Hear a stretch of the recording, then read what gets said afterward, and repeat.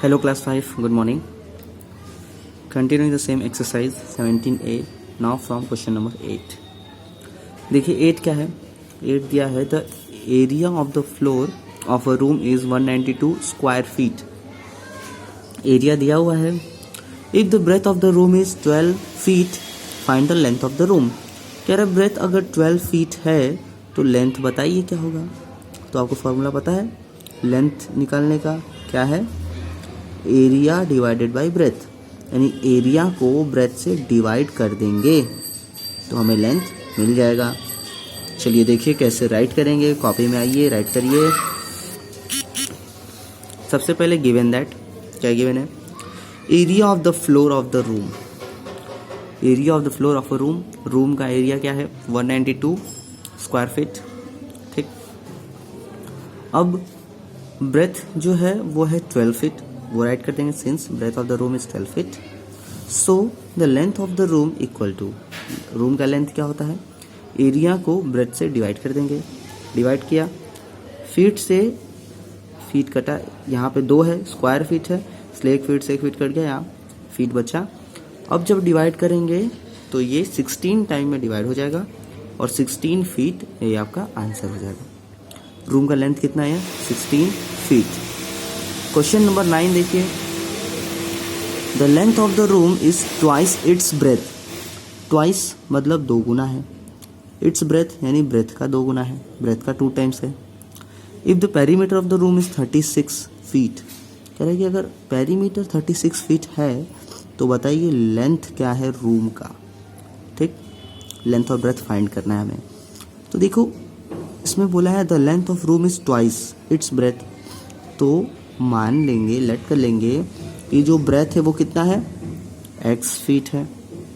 ठीक, तो रूम कितना हो जाएगा? उसका 2 टाइम हो जाएगा, नहीं 2x हो जाएगा. हो जाएगा ना. चलिए देखते हैं आगे कैसे सॉल्व करेंगे. तो आइए कॉपी पे राइट करते हैं. सबसे पहले लिखेंगे let the breadth of room equal to x. Breadth क्या है? x है, तो लेंथ क्या हो जाएगा? ट्वाइस यानी 2x हो जाएगा. अब देखिए given perimeter of the room equal to 36 feet. Given perimeter कितना है? 36 फीट. नाउ अब क्या करेंगे? पेरीमीटर का फॉर्मूला यूज़ करेंगे. तो पेरीमीटर का फॉर्मूला क्या होता है? 2 ब्रैकेट में लेंथ प्लस ब्रेथ. तो ये पेरीमीटर गिवन पेरीमीटर के इक्वल हो जाएगा, बराबर हो जाएगा. ठीक, लेंथ की जगह 2x, ब्रेथ की जगह x पुट कर दिया. 2x प्लस x 3x हो गया. 2 यहाँ मल्टीप्लाई में है, इधर भेजेंगे डिवाइड हो जाएगा. क्लियर, समझ में आ रहा है? 2 से डिवाइड करने पर 18, 3 यहाँ मल्टीप्लाई में, इधर भेजेंगे डिवाइड हो जाएगा. क्लियर, डिवाइड करने पे आएगा 6. x की वैल्यू आ गई 6 फीट. देखिए लेंथ पूछा था तो लेंथ निकालेंगे तो लेंथ क्या था? 2x था. तो लेंथ इक्वल टू क्या हो जाएगा? 2 इंटू एक्स यानी 2 इंटू 6. x की वैल्यू क्या है? 6, तो x की जगह 6 रख देंगे तो आ गया 12 फीट. ब्रेथ क्या है? जो x का वैल्यू है वही ब्रेथ है. तो लेंथ ब्रेथ हमने दोनों फाइंड कर लिया. अब आइए नेक्स्ट क्वेश्चन नंबर 10 पे. A square piece of land has a side 8 metre long. देखिए स्क्वायर पीस ऑफ लैंड है और साइड दिया हुआ है 8 metre. If it's area is equal to that of rectangular piece of land. अच्छा, उसके बगल में एक रेक्टेंगुलर पीस ऑफ लैंड है, रेक्टेंगुलर टुकड़ा है ज़मीन का, जिसका कि लेंथ है 16 फीट. अब देखिए यहाँ एक गड़बड़ी हो गई है. 2 यूनिट अलग अलग है, वो मीटर में या फीट में. आप क्या करेंगे? इस फीट को काट के मीटर में कर लीजिए. ठीक है, फीट को काट के मीटर में कर लीजिए या मीटर को काट के फीट में कर लीजिए, कोई दिक्कत नहीं है.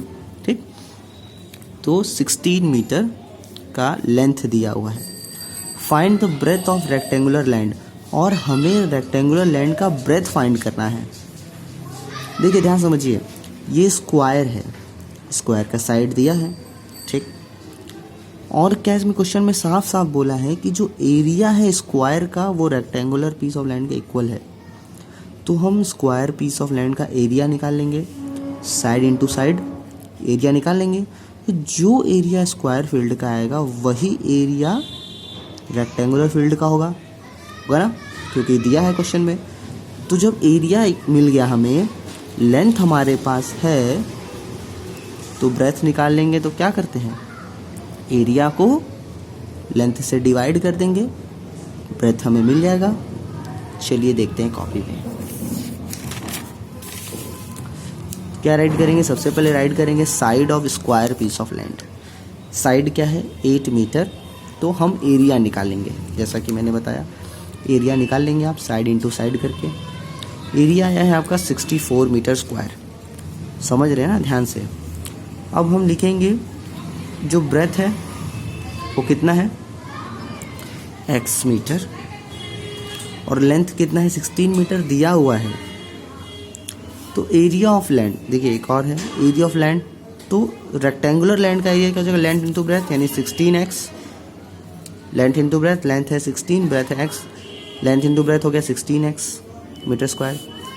अब जो एरिया है स्क्वायर फील्ड का और रेक्टेंगुलर फील्ड का दोनों इक्वल है, तो दोनों को इक्वल कर दिया, देखो इक्वल कर दिया। अब एरिया को लेंथ से डिवाइड कर देंगे तो हमें ब्रेथ मिलेगा, ये बताया था मैंने। तो लेंथ से डिवाइड कर दिया तो हमें मिल गया ब्रेथ। और ब्रेथ कितना है यहाँ, 4 मीटर। लास्ट में लिखेंगे hence the breadth of the land square land, sorry rectangular land equal to 4 metre. ठीक है, बहुत सिंपल है। एरिया निकालिए और दोनों का एरिया निकाल के इक्वल करके वहाँ से फाइंड कर लीजिए। ये स्क्वायर का एरिया निकाल के और लेंथ से डिवाइड कर देना, वही करना ही है, ब्रेथ आ जाएगा। आगे 11 नंबर पे बढ़ते हैं हम लोग। The floor of rectangular hall 50 metre and 30 metre wide. अच्छा देखिए रेक्टेंगुलर हॉल है तो उसका फ्लोर यानी नीचे के हिस्से की बात कर रहे हैं। इसमें बता रहा है कि लेंथ जो है वो 50 मीटर है और ब्रेथ जो है वो 30 मीटर है। लेंथ ब्रेथ दिया हुआ है। इसमें बोल रहा है कि वाइट मार्बल है 4 फीट का चौड़ा है, वाइड है, यानी किनारे किनारे वाइट मार्बल्स भी लगे हुए हैं जो कि 4 फीट ब्रॉड यानी चौड़ा है। ठीक है, the marble border needs to be relaid at the rate of ₹65 per square feet. कह रहे जो मार्बल का बॉर्डर जो चारों तरफ लगा हुआ है उसका रेट है 65 रुपीज़ पर स्क्वायर फीट, यानी कि स्क्वायर फीट इसका मतलब एरिया, स्क्वायर आ गया तो इसका मतलब एरिया।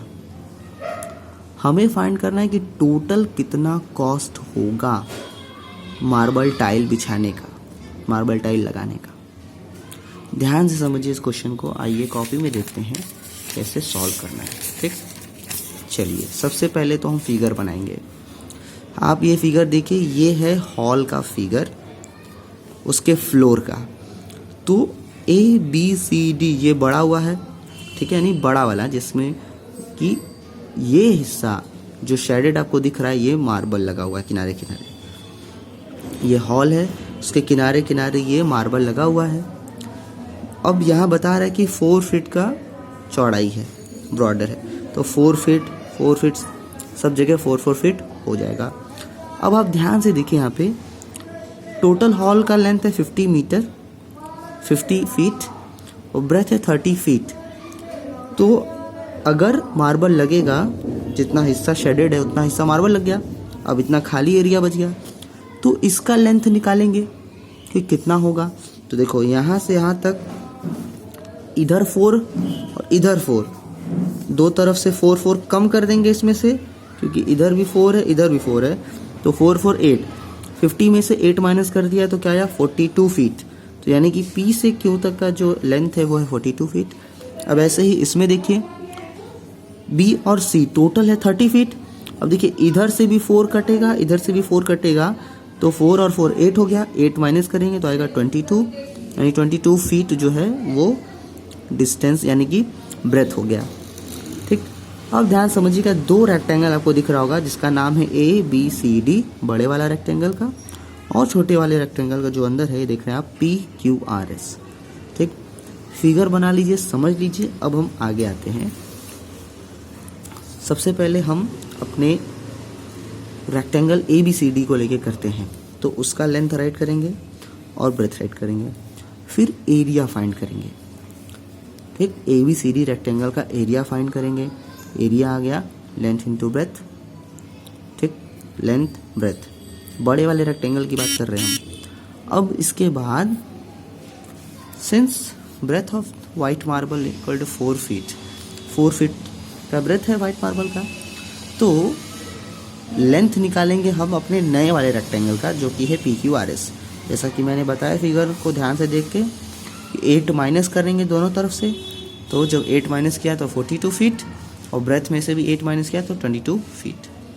अब लेंथ और ब्रेथ हमें मिल गया PQRS रेक्टेंगल का। अब हम इसका एरिया निकालेंगे। एरिया निकाल लिया, लेंथ इंटू ब्रेथ। PQRS की बात कर रहे हैं तो लेंथ इंटू ब्रेथ करेंगे। लेंथ कितना है 42, ब्रेथ है 22 फीट। अब मल्टीप्लाई कर दिया तो आया 924 स्क्वायर फीट। क्या आया? Square feet. अब देखिए, अब आपने फाइंड कर लिया है टोटल एरिया बड़े वाले रेक्टेंगल का और छोटे वाले रेक्टेंगल का, यानी जो सफ़ेद वाला है उसका और पूरा। तो अब एक चीज़ देखिए, जब हम टोटल एरिया में से इस सफ़ेद वाले एरिया को माइनस कर देंगे, ये PQRS वाले एरिया को, तो हमें सिर्फ ये मिलेगा, ये जो टाइल्स लगा हुआ है उसका एरिया मिल जाएगा। टोटल एरिया ABCD है, ठीक, यानी कि जो रेक्टेंगल ABCD है, इस टोटल एरिया में से अगर हम रेक्टेंगल PQRS वाले एरिया को, यानी जो वाइट वाला है, इसको माइनस कर दें तो हमें क्या मिलेगा? इसको हटा देने पे हमें क्या मिलेगा?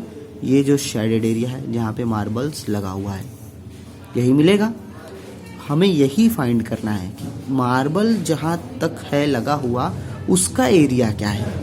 तो इसका एरिया फाइंड करने के लिए माइनस कर देंगे। तो चलिए देखते हैं। माइनस किया तो आया हमारे पास 576 स्क्वायर फीट। ये एरिया आया जितने एरिया पे मार्बल लगा हुआ है। अब रेट क्या था? क्वेश्चन में देखा जाए रेट था 65 स्क्वायर पर फीट। तो रेट लिखेंगे, मार्बल टाइल्स का रेट है 65 रुपीज़ पर स्क्वायर फीट, यानी एक स्क्वायर फीट का 65 रुपीज़ है। तो आपको पता करना है कि जो टोटल एरिया है, यानी 576 स्क्वायर फीट टोटल एरिया है। अब इस एरिया को मल्टीप्लाई करेंगे पर रुपीज़ से, यानी 65 का मल्टीप्लाई कर देंगे तो कितना आएगा? 37440 रुपीज़। इतना टोटल कॉस्ट आएगा मार्बल्स लगाने का चारों तरफ। यही आपको फाइंड करना था, यही आपका आंसर है। क्लास, आपको क्वेश्चन नंबर 8 to 11 ध्यान से वीडियो देखिए, समझिए और कॉपी में सॉल्व करिए।